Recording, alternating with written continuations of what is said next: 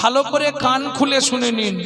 যারা বাড়িতে ঠাকুরের পুজো করেন, সে লক্ষ্মী ঠাকুর হোক, কালী ঠাকুর হোক, যে যার পুজো করেন, তো বাড়িতে তিনটে পাপ কাজ কোনো সময় করবেন না। কি কি তিনটে পাপ কাজ? কোন সময় কুড়ি ফুল তুলে ঠাকুরকে দেবেন না। যারা আমার ইউটিউব শোনে তারা নিশ্চয়ই এগুলো জানে।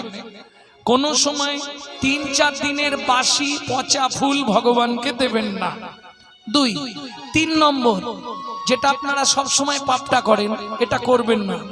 সকালবেলা হাঁটতে যাবার নাম করে লোকের কাছে ফুল চুরি করে ঠাকুরকে দেবেন না।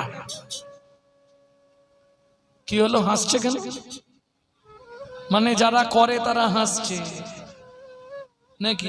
হ্যাঁ, এ পাপ হয়। কোথায় বলা আছে? ব্রহ্মবৈবর্ত পুরাণে বলা আছে, শ্রীমদ্ ভাগবতের